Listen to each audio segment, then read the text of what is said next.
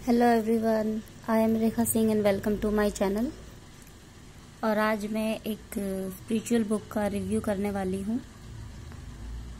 तो पहले मैं इसकी ओपनिंग कर लेती हूँ, उसके बाद मैं कंटिन्यू करती हूँ वीडियो। ये देखिए, मैंने अभी इसको ओपन कर लिया है। अभी मैं इसको निकाल के फिर दिखाती हूँ आपको। ये देखिए, तो इसको ओपन करने से पहले एक छोटी सी प्रे। हमारे पितामह ब्रह्म ऋषि पत्री जी, महाअवतार बाबा जी, पूरे यूनिवर्स को मेरा साष्टांग प्रणाम।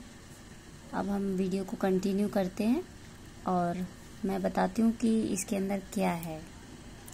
जैसे कि आप देख रहे हैं कि ये जो बुक है, इसका नाम है आत्म जागृति के रहस्य, संकल्प शक्ति और वाक क्षेत्र।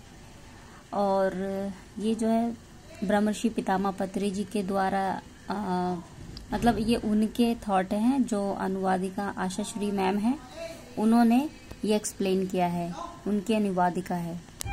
तो चलिए फिर बुक को खोल के देखते हैं।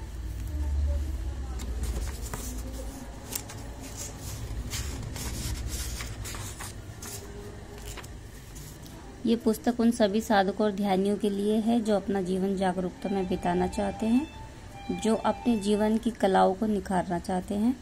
मैं ये पुस्तक ब्रह्मर्षि पितामह पत्री जी द्वारा लिखित तेलुगु पुस्तक का हिंदी में अनुवाद कर उन्हें समर्पित करती हूँ, आशा श्री। तो ये जो पितामह पत्री जी हैं, इन्होंने वाक संकल्प शक्ति, वाक शक्ति करके एक बुक जो है लिखी थी, जो कि तेलुगु में थी। लेकिन जो हमारे हिंदी भाषी लोग हैं, जो इस बुक को पढ़ना चाहते हैं, जिन्हें की तेलुगु नहीं आती है, उनके लिए आशा श्री जो मैम है, आशा गुप्ता मैम, उन्होंने ये हिंदी में एक्सप्लेन करके लिखा है। ये हमारे प्रिय ब्रह्मर्षि पितामह पत्री जी, जो कि संस्थापक है पिरामिड स्पिरिचुअल सोसाइटी मूवमेंट के। ये इसके चैप्टर्स हैं, आप देख सकते हैं। संकल्प शक्ति, तो जो संकल्प शक्ति है उसमें ये चैप्टर है संकल्प शक्ति। ब्रह्मर्षि पितामह पत्री जी अनुवादिका की ओर से, हम सब सृष्टिकर्ता हैं। संकल्प शक्ति, चिंतन शास्त्र, विकल्प शक्ति, संकल्प शुद्धि, सब कुछ मिलेगा। अनोखा सम्मेलन, विचारों की शक्ति। ये जो विचारों की शक्ति है, इसको हम लॉ ऑफ अट्रैक्शन के नाम से भी जानते हैं। संकल्प शक्ति बढ़ाने के उपाय। राम था बच्चों को प्रोत्साहन, चिंतन पर चिंतन। ये है वाक क्षेत्र के चैप्टर। आहार व्यवहार में जागृत रहना, मतलब जो हम खाते हैं, जैसे हम रहते हैं, उसमें एकदम अवेयर होकर के करना। जो भी हम कर रहे हैं, जो हम खा रहे हैं, जैसे हम रह रहे हैं, तो उसमें बिल्कुल जागरूक होकर करना। ब्रह्मर्षि पितामह पत्री जी शब्द। मानव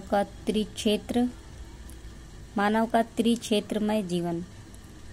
भावना क्षेत्र, कर्म क्षेत्र, वाक क्षेत्र। मानव जीवन के साथ विभाग, वाक शुद्धि, पिरामिडायन, 3+1 4 पिरामिड बंदर। इसका मतलब ये होता है कि जो पिरामिड्स होते हैं, उसमें ट्रायंगल की 4 दीवारें होती हैं, जो कि बेस जो है उसका एक स्क्वायर करके बनता है, और जो उसका टॉप होता है वो एक पॉइंट करके बनता है, जिससे कि कॉस्मोस एनर्जी डायरेक्ट जो है एंटर करती है। बहुत ऊर्जावान होता है ये। बोलना कला है, आशा श्री। आनापानसती ध्यान, सुभाष पत्री जी। तो ये सारे चैप्टर जो थे मैंने आपको दिखाए हैं। ये सारे चैप्टर जो है ये वाक शक्ति और संकल्प शक्ति के बारे में है। इनको अच्छे से आपको एक्सप्लेन करके बताया गया है इस बुक में। तो मैंने इसको पढ़ने के लिए मंगाया है,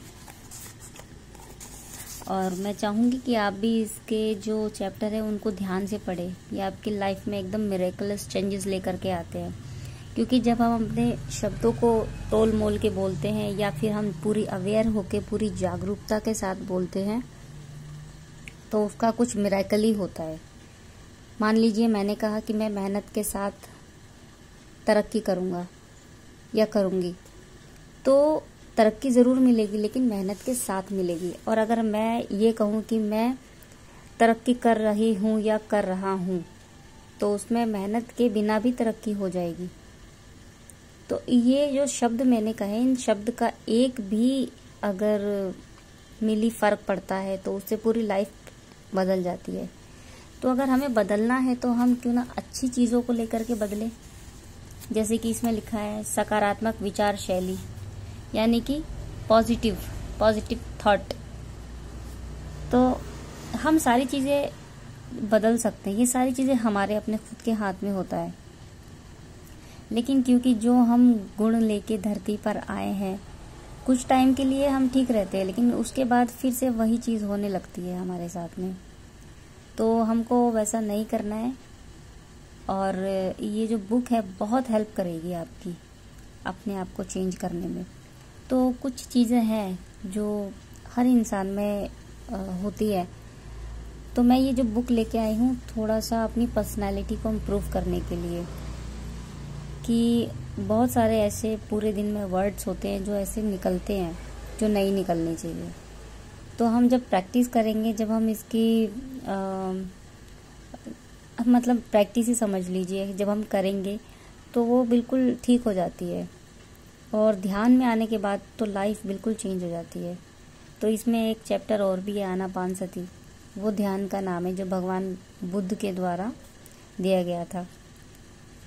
तो वही जो ब्रह्म ऋषि पत्री जी है वो वही कराते हैं। आनापानसती ध्यान के द्वारा लोगों को जागरूक करते हैं, उनको ज्ञान देते हैं, उनकी बुद्धि इम्प्रूवमेंट होती है।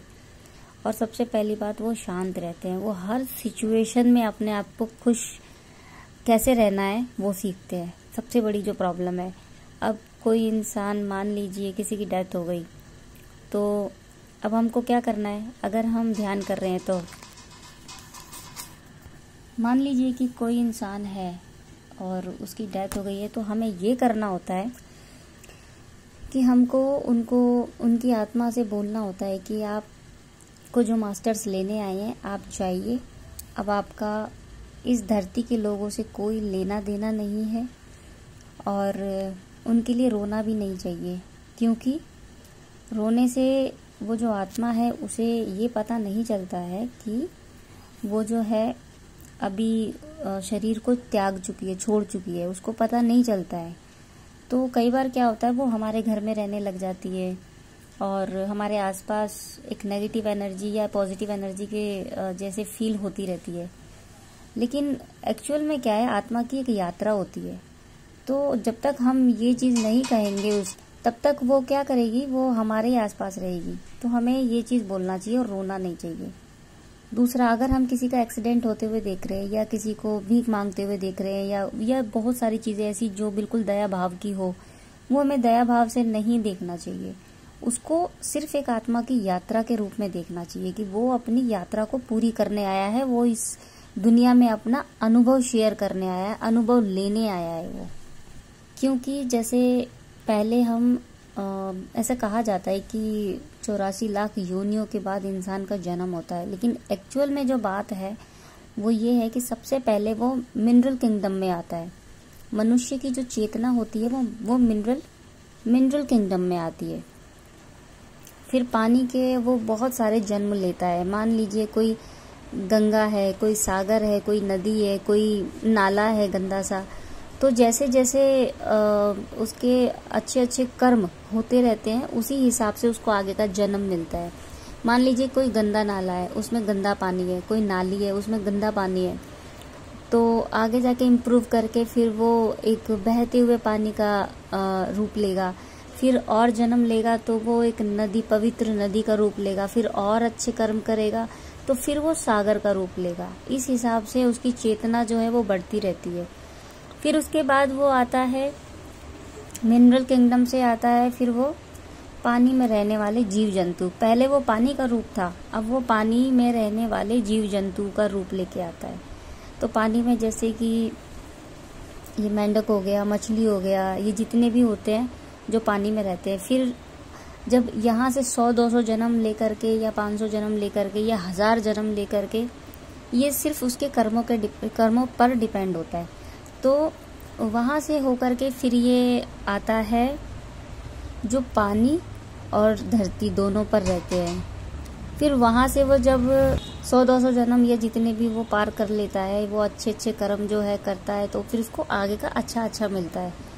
फिर उसको पेड़ पौधों के रूप में उसको मतलब वो मिलता है, जन्म मिलता है। फिर पेड़ पौधों के रूप में पहले झाड़ फूस वगैरह होता है, फिर वो कोई जंगली पेड़ पौधा बनता है, फिर वो कोई पवित्र पेड़ पौधा बनता है, जैसे तुलसी हो गया या जो भी हम जिनकी पूजा वगैरह करते हैं। फिर वो बड़ा पेड़ बनता है, फिर पीपल का पेड़ बनता है जो जिनको अच्छा माना जाता है। ऐसे ऐसे करके वो अपनी आत्मा की यात्रा पर कंटिन्यू रहता है।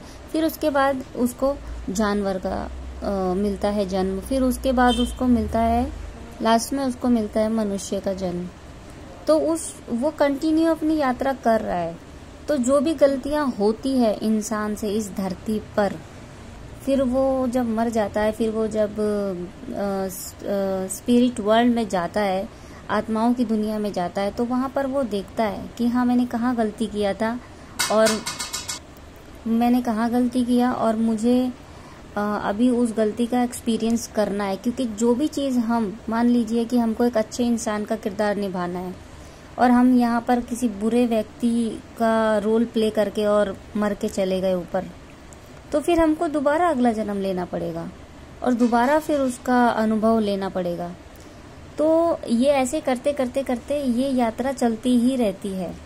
पर जब हम ध्यान में आते हैं, तो ध्यान में आने के बाद हमारे जो जन्मों जन्मों के कर्म जो होते हैं, जो हम अपने अनकॉन्शियस माइंड में भर के रखते हैं, उनका क्लीन होता है। फिर नाड़ी शुद्धि होती है ताकि जो हम ध्यान में बैठ के एनर्जी लेते हैं वो फ्लो करे, पूरी बॉडी में अच्छे से फ्लो करे।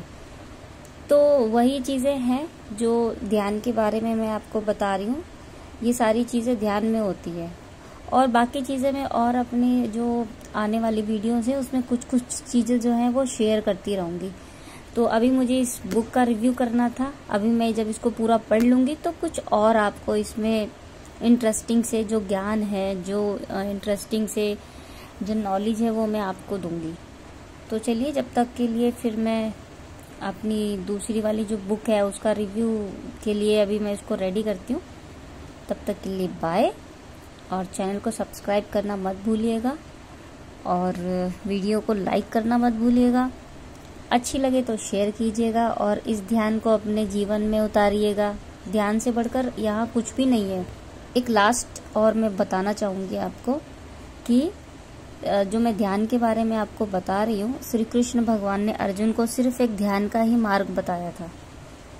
वैसे ध्यान में आने के लिए बहुत सारे मार्ग है, लेकिन लास्ट जब हम ध्यान में आ जाते हैं तो ध्यान ही हमारा मुक्ति, मोक्ष और निर्वाण और महापरिनिर्वाण का एक द्वार है। और ध्यान ही ऐसी स्थिति है जिसमें हम अपने कर्मों का प्रक्षालन करते हैं,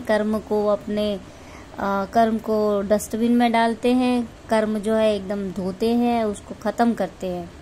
और जब तक कर्म रहेंगे हमको जन्म लेना ही पड़ेगा। चलिए।